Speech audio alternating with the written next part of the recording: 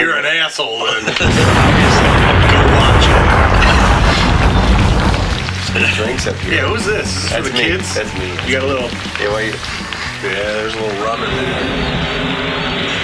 It really makes a lot out of this. Grandpa's medicine. Hey, it's what keeps me happy, man. Keeps me smiling. Welcome to Game Day Battle, where Cleveland sports news meets biased and outspoken opinion. Full Game Day crew here tonight for a big show.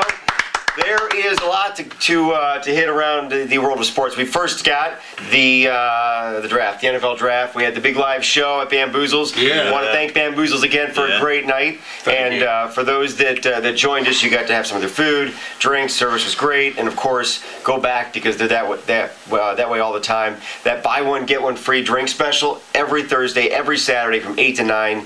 It's buy one get one free drinks. I don't know how many times I got to say that. It's economic relief. It's exactly. They're helping. BOGO brews, man. It's their way of helping the economy and your pocketbook, I guess, and your buzz at the same time. You're welcome. You're welcome. So I just want to hit the room real quick here. Brett Finnegan. What's up? Hey, buddy. Let's go. Ramon Torres. He was unable to make it last week, so we're glad to have you back, man. Glad to be back. Hey, great job, you guys. I'm Thanks, glad you guys held it down. Sorry I couldn't be there for other reasons, might I say. The man. The man. He's being held down by a man. No. By the man. Yeah. Hey, man, it's good to have you back. It's hard to fill in for you, but it's good to have you back. Dale Shantz-Tercy. What's going on? DST. In the GBB. house. Sporting the jersey. Can you get a little bit of a twist around, man? That's 99 right there. Can you get That's it? Vaughn. That's Vaughn. Yeah. The greatest player we never had. Right. Those were bad days for the tribe. Days you don't think about. We are going to talk about the tribe tonight. Before we do, First place. First place. Yeah. And they are not really playing great ball, but they're playing good enough to win. So we're going to hit them. But before we get into that, I definitely want to look at the NFL draft. I know we've already talked about the players we've taken. We've talked about the trade up. We've talked about a few of the aspects of the draft. But we got to hit Weeden. Case for, case against him being the starter on day one. And where you think he should have been drafted, if he should have been drafted. Some disharmony already. Rufio. Bangarang, Peter. All right, we have a new quarterback, we have a new running back, and some other bits and pieces of a team. Mm-hmm. Okay. Case for, case against, Weeden being the starting quarterback day one. Dale, you got some strong opinions on this. Let's hear it. Why is Weeden our quarterback? I sure do. Okay, I'm not going to jump off and say that I was all aboard the Weeden train right when they called his name. Off the rip, I wasn't really sure if that was the position that I thought we needed to take at the time, but he's a definite upgrade from Colt McCoy. After having some time to come out and watch some of his highlights from college, watch that wonderful sports science piece. I don't know if you got a chance to see that. I thought most did. I know a lot of Browns fans who didn't, but if you didn't, maybe we can roll some footage of him right here. What he's doing right now is he's knocking clay pigeons out of the sky with a football, and they're traveling at 45 miles per hour, 15 yards every 7/10 of a second, and at one point he gets dialed in, he hits these things 4 for 5, and his release time is on average of 0.38 seconds, and his ability to read the field and know where the throw needs to be, I'm really blown away by his mechanics, and a release is very important for an NFL starting quarterback. It's all about the timing, and if you can get that ball out of there in a shotgun, you know, the sky's the limit for what you can accomplish. Now, I'm not saying because he can hit clay pigeons with a football that he's going to be, you know, maybe the next great coming at quarterback. But it's definitely a skill to have accuracy like that. And that's what I think puts him a level above Colt McCoy right off the rip, is just his accuracy, his age, his poise. He is a little bit older. He is a little more mature. You know, not so many years football experience. But from what he's gone out there and shown at Oklahoma State, 9,000 passing yards in 2 seasons when you only play 10 games. I mean, that's a pretty amazing feat. And you know, he's got a nice resume. He beat Andrew Luck. He beat Robert Griffin III. He beat Tannehill, the 3 that went before him and the 2 that went after him. And I'm really excited. Was he on the field at any point when they were on the field? Well, So how no, much did he beat them? well, it was a quarterback duel. You know, you can look at it like that. You know, All quarterbacks right. go head to head. And in his passing yards, how much of it are you putting in his court and how much in his receiver who happens to be a two-car garage? If I would have seen, very good sports science reference. Yeah, I like that's it. But a lot of the throws that I saw him make, they were not Justin Blackmon making circus catches. They were him making catches of where the ball needs to be, and the you know, the out reads in the end zone and those basket catches, he drops them right in there, and he's just very accurate. I saw him sit down with John Gruden for the quarterback camp, and to see him like actually talk football and be out there, I'm excited. I'm really excited right now. I think he's definitely going to be the starter on opening day.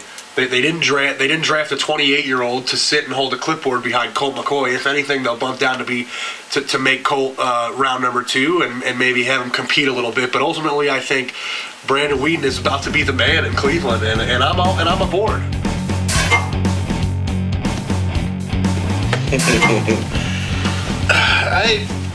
I'm not. I don't want to say I'm not a fan of Brandon Weeden. I don't have anything against him. I really don't. But I think we could have really addressed someone else in the draft at the 22nd pick. He could have been there at 37. You know, if not, you know, you have other quarterbacks. But I think we need more targets for our quarterback. I mean, we need the offensive weapons. We don't have the weapons. We got Trent Richardson, which is a huge step. And now we're more of a two-dimensional team instead of one.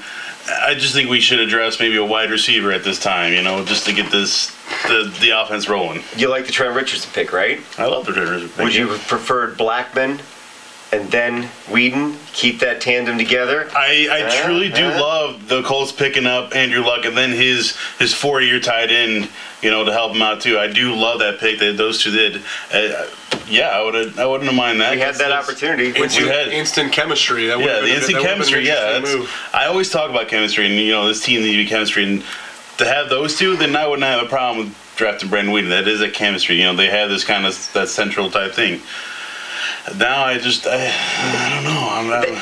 At least that would show a little bit more of a overall plan, sort of a big picture, where they wanted the receiver, they wanted the quarterback. It almost felt a little bit like, at least to me, when they grabbed Richardson. We got a running back now for at least a couple of years, and then you grab an old quarterback at the bottom part of the first round when he wasn't really expected to go in the first round. It almost seemed like there was a little bit of like some emotional, like, oh wait, he's kind of cool. Let's see if we can get him here. We might lose him. And they even said, I don't know if it was Holmgren or Heckard, that when it got to 22 and he was still there, they weren't.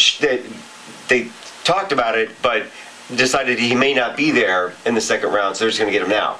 To me, that almost says like we're afraid to lose him, like we're a little bit of desperation. He wasn't a guy that I think you pick on a desperation pick. A lot of guys on the board, including a couple of wide receivers that were, reported to have some pretty good talent. DeCastro was still on the board at that time. Exactly. The best offensive guard in the draft. Yep. And that's something we could use some help with. Are you good with Weeden there? Even if it was a little bit higher than we wanted him to be picked, are you okay with it just out of the fear that he may get taken by somebody else? Well, my thing is picking a quarterback at 22 and knowing this team's history of having so much quarterback controversy is like we're opening up a fresh can of worms again. Like, this city done been through enough of that stuff. You made Colt your guy last year. He's going to come back in. We gave him 1 year with his new offense. Now you just like slapped him in the face by picking a guy first round 22. That just makes no sense to me. If this was supposed to be your guy, McCoy, why do you're basically stringing him along? He don't have now his no trade value, no nothing. Basically, we should have went out and got something we really need. I thought that in the beginning of the draft, I'm not saying that the pick wasn't good, but trading up for a guy who was going to be there for anyway is just that this got scared Tampa Bay was going to move up. So basically, we blew some other picks away there too to go up. But 22, I thought was they needed somebody desperately, and who's the biggest name left, and instead of addressing what we really needed, they just went and got one of the big names that was just left. That was it. Well, and that's my biggest problem with this. As you'd mentioned, oh, they're afraid Tampa Bay might come up and grab him, which seems a little bit unlikely. But here's who they had after them. They said that they were afraid that somebody's going to get them. Here's who picked between 22 and what did they pick? 37, I think. Yep. The Lions. Anybody think Stafford? Stafford, right. Lions have no interest. Steelers, no interest. Patriots, no interest. Texans, you could almost make kind of a case. Maybe. But the reality is they not only have Schaub, but they've also got Yates, who they were very happy with. And who was it that played in between Schaub and Yates? Their second string that did pretty well. No, they had Matt Leinart, and he got hurt. Leinart, right, that's right. Well, After one play. Yeah. Well, now I think he's in Oakland. Is he? Okay. But my point is, though, I don't know that they would want to add another receiver to that mix when they, or I'm sorry, quarterback to that mix while they've got two quarterbacks that they seem to be at least content with if they can stay healthy. Now, then you've got, after them, Bengals, no. Packers, no. Vikings, they're not going to get Christian Ponder last year and then get another guy in the first round this year. That just seems absurd. 49ers, Maybe. Probably not. Tampa Bay, you mentioned. I don't even think that they're a real candidate for that. Locked in with their Josh Freeman. Yeah. They're looking out for weapons for him, too. So. Right. They got him. Yeah, and Giants, obviously not. Rams, obviously not. Otherwise, they would have gone for a quarterback top half of the first round. And Colts, of course, not. Ravens, no. And the Broncos, well, you know, maybe they want somebody to compete with Peyton Manning. Probably not. Yeah. And that's a great point, but, you know, we also don't know about all the intangibles that go down on draft day. I mean, there's a chance that a team with a quarterback need might have moved up at any point in that time to try to grab him as well, too. So, but looking at it on paper, that list, it looks like it probably would have been there at 37. We're not going to get But I mean, he's an upgrade, though. He's an opening day upgrade.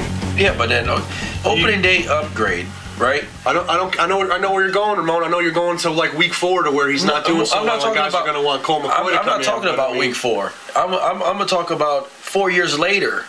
When he's 32, 33 years old now. Now, what we got to do? Go waste another first round pick to go get another quarterback? He hasn't been playing football as long as you know. So that means he haven't got the hits. He hasn't been taking the punishment. That's what I'm saying. But I mean, his body hasn't been taking punishment, and you might be able to tack on an extra 2 to 3 years on his clock due to that. I just know we're going to be in the same predicament in the next few years, looking for another quarterback.